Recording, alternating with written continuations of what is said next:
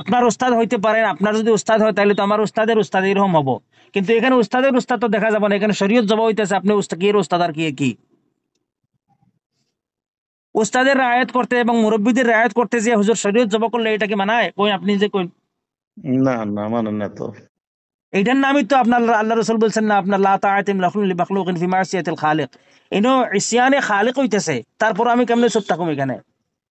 এখন কি করা যায়, কি কি ভাবতেছেন, কি করতেন কোন জন্য? আমি গতকাল কি কি করা যায় এটা আমার অভিমত, আমি একটু পরে আপলোড করবো, কালকে খুবাইব ভাইয়ের সাথে আলোচনা করলাম। তো খুবাইব হ্যাঁ। ভাই লাস্টে আমার কইলো যে, আমি বললাম যে হযরত উনাকে আশরাফুদ্দিন সাহেবকে এইরকম বলা উচিত ছিল যে আপনারা কমপক্ষে দারুল উলুম দেওবন্দের মধ্যে ফতোয়ার মধ্যে যা কিছু উল্লেখ করা হয়েছে এর থেকে বাড়াবাড়ি করেন না জানি, যেহেতু সারাহাতান দারুল উলুম দেওবন্দের ফতোয়ার মধ্যে কুফরি শব্দটা কাফির হয়ে গয়া এরকম শব্দ উল্লেখ করা হয় নাই, সুতরাং আপাতত আপনারা দারুল উলুম দেওবন্দের ফতোয়ার উপরে আর বাড়াবাড়ি করেন না জানি, ইহতিয়াতান এখানে চুপ থাকেন এক। কিন্তু এর অর্থ এটা না যে মৌলানা সাদ হাদাহুল্লাহ রুজু করছেন এবং শুদ্ধের উপরে আসেন এবং এই পার্টি হোক ওই পার্টি হোক। হ্যাঁ, সাদ হাদাহুল্লাহ ওনার গলত বয়ানের কারণে দারুল উলুমের যে ফতোয়া ছিল ওই ফতোয়া এখনো বহাল আছে। উনি মুত্তাফিকা তৌর পর যে সমস্ত যে রকম ভাবে রুজু করলে পৃথিবীর ওলামায়ে কেরাম বিশেষ করে দেওবন্দি ওয়ালারা মানে, এই হিসেবে না করা পর্যন্ত উনি ভুলের উপর আছেন, এই কথাটা আপনি বলতেন। আপনি বলতেছেন ইয়ে ভি হক হ্যাঁ ওয়া ভি হক হ্যাঁ, ওয়া हमारी दावत करते हम जाते हैं, हम उनकी दावत करते हैं वो आते हैं। এটা কোন ধরনের কথা? দুঃখজনক, লজ্জাজনক, আফসোসজনক ব্যাপারটা হয়ে গেল। সব ঠিক আছে, কিন্তু তারপরেও এই জন্য তো একজনের রাগ কইরা লাগছে মদনী সাহেবকে সিটিতে দেখছিলেন কি আপনি? দেখছি, হ্যাঁ। হ্যাঁ, যে हमें कांदलवी मदनी और ये नदवी दीन नहीं चाहिए, नबवी दीन चाहिए। এটা এটা পাইছেন না? এটা পাইছেন না আপনি? আমার সৌদি বানি একটু। হ্যাঁ, এটা এটা উর্দুতে লিখে দিছে আপনার ইয়ের মানুষ একজনে, ওই যে কি কয় মেওয়াতের একজন মানুষে লিখে দিছে ওনার সিডিটা, আমি সিডিটা বাংলা করবো ভাবতেছি। সালাম আলাইকুম। ওয়ালাইকুম আসসালাম ওয়া রাহমাতুল্লাহি ওয়া বারাকাতুহু। হুজুর, ভালো আছেন? আলহামদুলিল্লাহ, আল্লাহ রাখছে হুজুর। আপনি ভালো আছেন না? জি আলহামদুলিল্লাহ।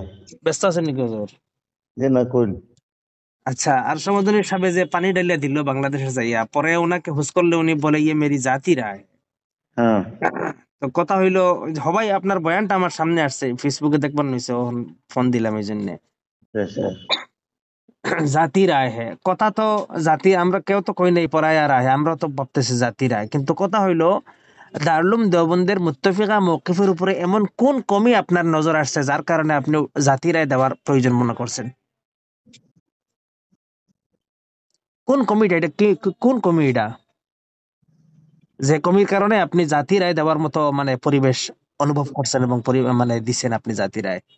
আচ্ছা। তারপরে যখন একজন আপনি এটা অনুভব করতে পারলেন যে আপনার জাতি রায়টা ভুল হয়েছে, যেই জায়গায় খরিসারায় আপনার উপস্থিতিতে मौलाना अब्दुल्ला मारूफी साहब बोलतेছেন যে हमारे अकाबिरीन का ये शिवा रहा है कि जब किसी मसले के अंदर उनको गलत साइड उनको पता चलता है तो फिर आके रुजू करते हैं वो। হযরত আশরাফ আলী থানভী রাহিমাহুল্লাহর উদ্ধৃতি দিলেন উনি।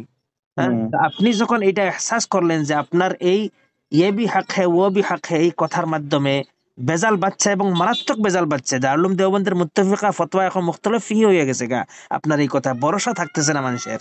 হ্যাঁ, তখন তো সাথে সাথে আপনি একটা প্রেস মিট দেন লাগছাল, একটা প্রেস কনফারেন্স করা লাগছাল, জাতি একটা অডিও আপনি বানাইয়া পাবলিশ করা লাগছাল যে এই বস্তুটা ভুল হয়েছে। হ্যাঁ, বস্তুটা আপনারা এমনি ভাববেন না, বস্তুটা ভুল হইছে।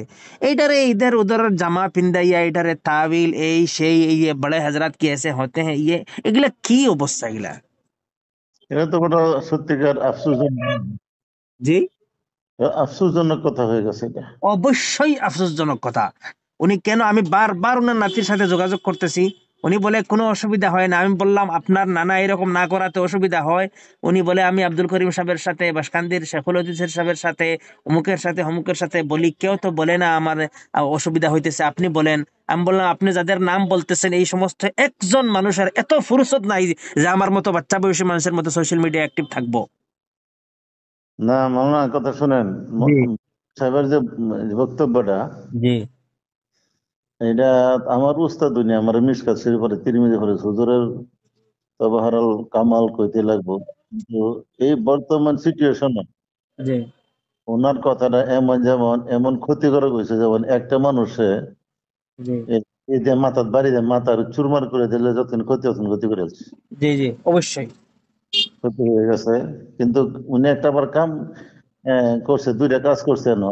এক নম্বর হইলো উনি মজবুর হয়ে গেছে, কথাটা কইতে মজবুরি কারণে হয়েছে যে বাংলাদেশে যারা সাদিয়ানি মানুষ, জি ওনারা একটা প্রোপাগান্ডা দিয়েছে, মৌলানা সাদ সাহেব মানুষ আপনার কাফির বলে ফতোয়া দিয়ে দিছে। এই কথাটা মদনী সাহেবের কর্ণগোচর হয়েছে। উনি এই মধ্যে মোকাবিলায় মগরুব করবার লাগি কিছু জি। এগুলি একটু গুলু করে ফেলছেন।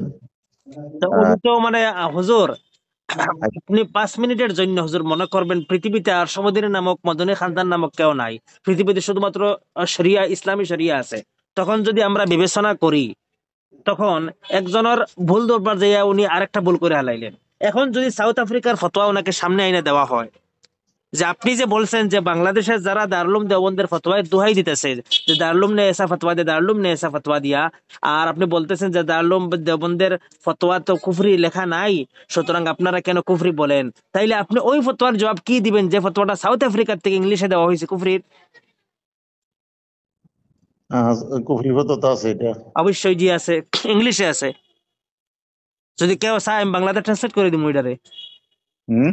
কেউ চাইলে আমি বাংলাতে ট্রান্সলেট করে দিব ওইটারে, আছেও বাংলাতে ট্রান্সলেট করা। এখন আছেন। আপনি যদি আমি দেখুন, যদি না থাকে আমি করে দিব, অসুবিধা নাই। এই ভাই, এটা ফতোয়া দরকার আছে, এটা আমরা বহুত দরকার আছে বর্তমানে এটার। জি জি জি। তো আরশো মন্দির হিসাবে এটা করলো কি হুজুর?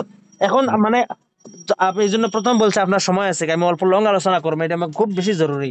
কোন এখন কথা হইলো, যদি কুফরি এবং শিরকি যেটা আছে, শিরক তো না, কুফরি এবং ফিসকি উনি বলছেন, উনি ওই হাদিসের তর্জমা করছেন, ওই যে আছে না আল্লাহ রাসূল সাল্লাল্লাহু আলাইহি ওয়াসাল্লাম বলছেন আপনার লা ইয়ারমি রাজুলুন রাজুলান বিল কুফরি আও বিল ফুসুকি ইল্লা ইরতাদ্দাত আলাইহি ইন লাম ইয়াকুন সাহিবুহু কাযালিক। হ্যাঁ, এই হাদিসের তর্জমা ওখানে করছেন যে কাফির এবং ফাসিক যদি না হয় তাহলে ও নিজের উপরে ঘুরে আসবো। এখন প্রশ্ন হইলো, আপনি এই কথাটা এবং এই হাদিসটা সামনে রেখে আপনি সাউথ আফ্রিকার ফতোয়ার কি উত্তর দিবেন? এক। দুই নম্বর, আপনি যখন মজবুরি হালতের মধ্যে ছিলেন, তখন মজবুরি হালতের মধ্যে থাকার পরেও আপনি কি ভুল কথা কয়ে হালাবেন?